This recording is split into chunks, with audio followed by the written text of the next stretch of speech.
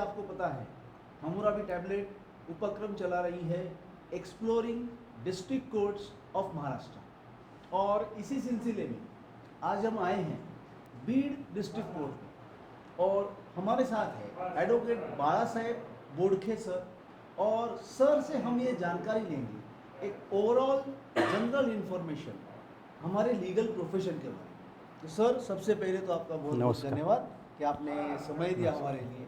Sir ये पूछना चाहूँगा कि लॉ कॉलेजेस कहाँ पे है बीड में अभी? बीड में एक लॉ कॉलेज है और अम्बेजोगाई में एक लॉ कॉलेज है। अच्छा, और वो सर क्या 3 इयर्स के है कि 5 इयर्स के हैं? दोनों भी 3 इयर्स कोर्स 5 इयर्स कोर्स दोनों भी है। ये पूछना चाहूँगा कि लीगल प्रोफेशन जो है ओवरऑल ये कितना फेमस है आपके यहाँ? मतलब 12th के बाद वो साइंस के स्टूडेंट छोड़िए, बट जो आर्ट्स और कॉमर्स के स्टूडेंट्स होते हैं हमारे, वो 12th के बाद कितना इंक्लिनेशन है उनका लीगल प्रोफेशन की तरफ आने का? नहीं 12 जो 12वीं के बाद में जो एडमिशन लेते हैं उनमें इतना उत्साह नहीं होता, लेकिन जो आफ्टर ग्रेजुएशन जो एडमिशन लेते हैं वो पहले डिसाइड करके ही एडमिशन लेते हैं।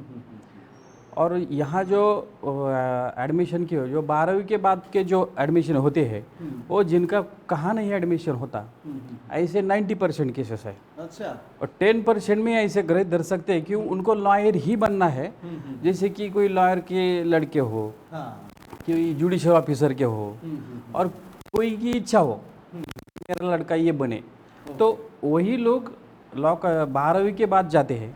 लेकिन खास इंटेंशनली जो जाते हो आफ्टर ग्रेजुएशन।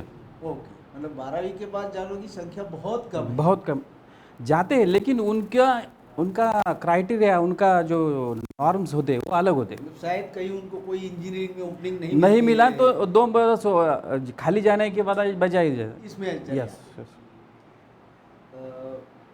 यहाँ पे JMFC होते हैं तो उसकी कोई एग्ज़ाम के लिए कोचिंग क्लासेस वगैरह हैं क्या सर? बीड में कोई भी कोचिंग क्लासेस नहीं है। जो भी यहाँ से आज तक जो लड़के JMFC हुए हैं वो उनके सेल्फ स्टडी से हुए हैं, और कोई लड़के पूना में जाते हैं, पूना में जो क्लास है वहाँ रहते हैं। लेकिन जो यहाँ बीड में ऐसी कोई सुविधा नहीं है कोचिंग क्लास की और ट्यूशन की। ओके, जनरली सर ये जो लॉ बुक्स होते हैं, मतलब लॉयर्स इंडिविजुअली जो यहाँ पे है वो कहाँ से बाय करते हैं ये लॉ बुक्स? लॉ बुक्स में बीड में ऐसा लॉ बुक्स का कोई भी शॉप नहीं है बीड में और पूरे डिस्ट्रिक्ट में। यहाँ औरंगाबाद, इलाहाबाद, दिल्ली और अनेक प्रदेश से जो लोग आते हैं बुक सेलर, वो बुक सेलर आके कोर्ट में उनकी स्टॉल लगाते हैं और हर एक एडवोकेट को विजिट करते हैं और उनको मंथली हो या हफ्ते में हो बुक उनको सप्लाई करते हैं। अच्छा, हाँ, और अभी जो लीगल सॉफ्टवेयर है ये भी बहुत लोग परचेस कर रहे हैं। सॉफ्टवेयर VSTBL है, ISCC का है, BCI का है, और एक बॉम्बे हाईकोर्ट ग्रोवर, अशोक ग्रोवर का है। ऐसे सॉफ्टवेयर भी बहुत है। जनरली सॉफ्टवेयर ऑनलाइन अभी मोबाइल में यूज़ कर रहे लोग, लेकिन वो सॉफ्टवेयर बेचने के लिए पहले ये जो लोग आते हैं ये बेसिकली औरंगाबाद और दिल्ली के लोग ज़्यादा होते हैं। सर ये जो ऑनलाइन परचेज करने का है बुक्स, वो इतना प्रचलित है यहाँ पे या लोग करते हैं? अभी मैं जो ऑनलाइन वेबसाइट है जैसे कि EBC की वेबसाइट है, वहाँ से अब बुक के तो पार्सल भी मिल जाता है। अभी मेरे को कई बुक सेलर ऐसे दिख रहे हैं जिनके पास हमारा मोबाइल नंबर है और अभी आ नहीं रहे, लेकिन वो क्या करते हैं कि बुक का एक फ़ोटो भेजते हैं, उसके नीचे कीमत लिखते हैं और वो गूगल पे में भेज दो, मैं आपको रजिस्टर पोस्ट से भेज दूंगा। ऐसा चल रहा है। अच्छा, ऐसा चल रहा है।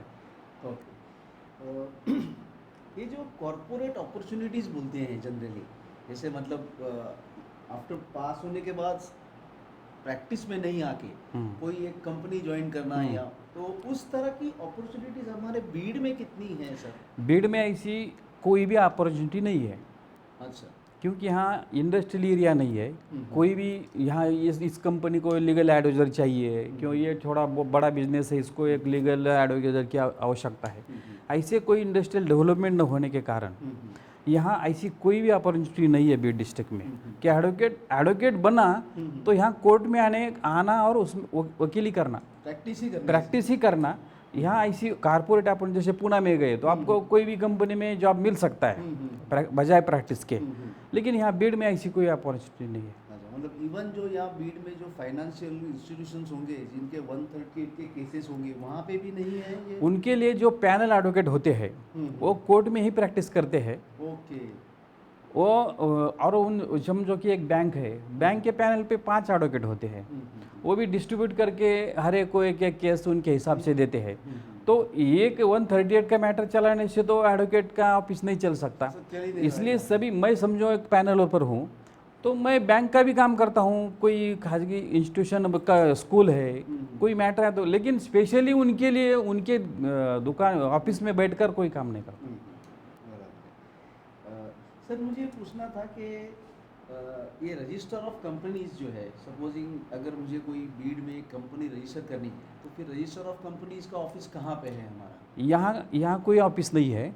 जिनको भी करना है एक तो ऑनलाइन होता है, अदरवाइज पुणे मुंबई कर जाने के बाद उसका क्या है सर, यहाँ कोई भी रजिस्ट्रेशन का प्रोसीजर जो है, यहाँ हम जब एडवोकेट है यहाँ कंपनी का हमने कोई काम किया नहीं है, वो हमारा रेगुलर काम नहीं है।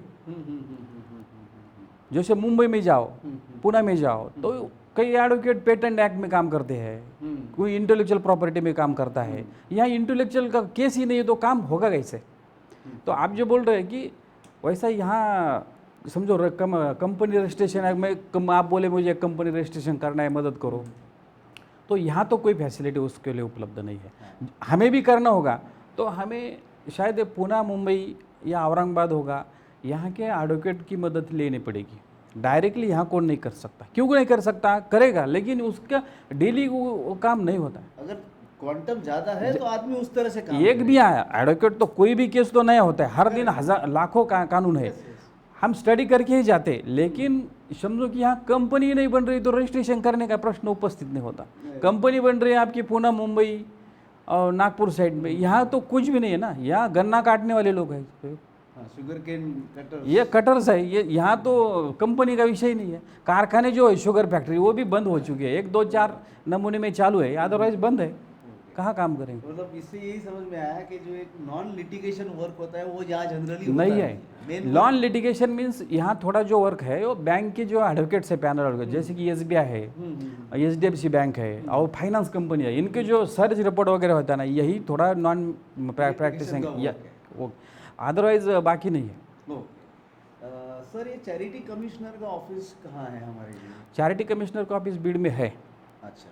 वो अभी प्राइवेट जगह पर चल रहा है और वो पुराने साल से यहाँ पर है वो कार्यान्वित, लेकिन पहले ही से ही वो सब प्राइवेट जगह, पहले वो बारशी नाके पे था, अभी इधर जालना रोड को है। तो इसके लिए हमने एक एप्लीकेशन दिया था हमारे प्रेसिडेंट साहब ननौर साहब ने कि यहाँ गवर्नमेंट की एक ओल्ड बिल्डिंग, हमारी कोल्ड बिल्डिंग खड़ी है, उसके जो 2 मंजिले है वो रिका में है, उसमें कोई भी ऑफिस नहीं चल रहा है, नई बिल्डिंग होने के कारण वो पुराना बिल्डिंग खाली है। तो हम बोलते हैं वो चैरिटी कमिश्नर का ऑफिस भी गवर्नमेंट का ही है, though that is a quasi judicial officer, but that presiding officers are the judicial officers, they are appointed by high courts. तो दैट चैरिटी कमिश्नर का ऑफिस भी कोर्ट के परिसर में होना चाहिए। काम करने में वकील भी हो जाएगा, वो थोड़ा बाहर जो गलत काम हो रहे हैं वो भी थोड़े कंट्रोल में आ जाएंगे, तो यहाँ थोड़ा एटमॉस्फेयर रहेगा। ओके सर, आर्बिट्रेशन वर्क यहाँ होता है काफ़ी, क्या है? आर्बिट्रेशन मैटर्स पहले नहीं थे, लेकिन पहले थे तो सिर्फ फाइनेंस के मैटर थे। कहीं चेन्नई में आर्बिट्रेशन डिसाइड हुआ था और उसका एग्जीक्यूशन बीड में आ गया, वो फाइनेंशियल जो व्हीकल परचेस करते हैं उनका थोड़ा।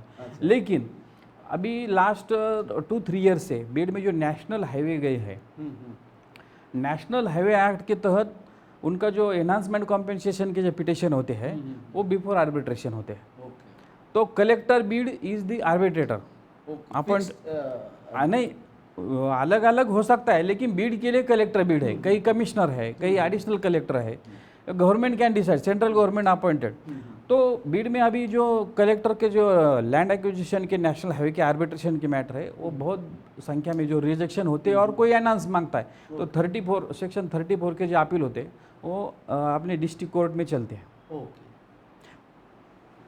सर, फैमिली कोर्ट अलग है यहाँ पे? यस, अभी हो गया 1-2 साल के पहले से फैमिली कोर्ट चल रहा है बीड म्यूनिसिपल काउंसिल के हद के दायरे। Independent family court? Yes, only Beed municipal council. मतलब खाली बीड म्युनिसिपल काउंसिल बीड के में फैमिली डिस्प्यूट? यस यस, बाकी those are residing within the territorial jurisdiction of Beed municipal council, उनके लिए ये फैमिली कोर्ट है। अच्छा, and those are not deciding? They are judicial magistrate first class, अच्छा, अलग कोर्ट है।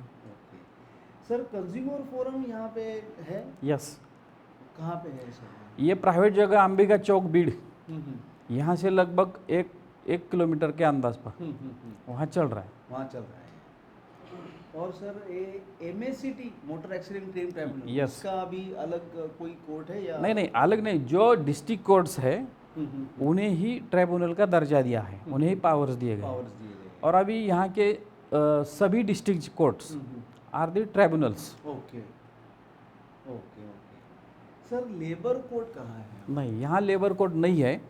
यहाँ के लिटिगेंट को लेबर कोर्ट के लिए मेरे ख्याल से लातूर को जाना और कई औरंगाबाद को जाते हैं। तो उन मैटर के हिसाब से औरंगाबाद को ये लेबर कोर्ट का हमारा जुडिक्शन है। पहले श्रीरामपुर को था, अच्छा, अभी लातूर औरंगाबाद है। Okay sir. कई लातूर को है लेकिन यहाँ नहीं है। ओके सर, ये जो महाराष्ट्र कोऑपरेटिव सोसाइटीज एक्ट है उसके अंदर क्या, अगर क्योंकि देखो जैसे अभी हम देख रहे हैं कि डेवलपमेंट बढ़ रही है, हो सर, तो डेवलपमेंट से बिल्डिंगें आएंगी तो कोऑपरेटिव सोसाइटियाँ बढ़ेंगी, हो तो 91 के डिस्प्यूट होंगे। तो होगी। ये कोऑपरेटिव कोर्ट अपने यहाँ है बीड में? नहीं, तो कहाँ जाना पड़ता है फिर आपको? यहाँ कोऑपरेटिव कोर्ट को मेरे ख्याल से लातूर को जाना पड़ता है। अच्छा, लातूर जाना पड़ता है। लातूर है। Sir, Maharashtra rent control act के जो रेंट के केसेस है वो है यहाँ पे? नहीं, तो रेंट के फिर केसेस यहाँ वैसे केसेस तो शायद मेरे ख्याल से, मेरे ख्याल में तो कोई भी नहीं चल रहे इधर। ऐसे जो कि रेंट के जो भी मैटर्स है वो ऑन रिकॉर्ड कोई भी नहीं होता। ओके। जैसे हम पुणे में जाए तो पहले मालिक बोलता है एग्रीमेंट करो, यहाँ एग्रीमेंट नहीं, without agreement you can live. Oh now police are compelling they names नाम देव, इसलिए कोई लोग आधार कार्ड वगैरह ले रहे, लेकिन there is no agreement. Therefore dispute होएगा तो आपस में ही उसको निकाल देते हैं और रखते हैं। क्योंकि पेपर्स ही नहीं है, पेपर नहीं तो कहाँ जाएंगे को। Okay okay. तो मुड़के सर, आपका बहुत बहुत धन्यवाद कि एक बहुत अच्छा एक ओवरऑल इन्फॉर्मेशन आपने दिया कि कौन सा कोर्ट कहाँ है, किस तरह से, इसके लिए आपका बहुत बहुत धन्यवाद। धन्यवाद।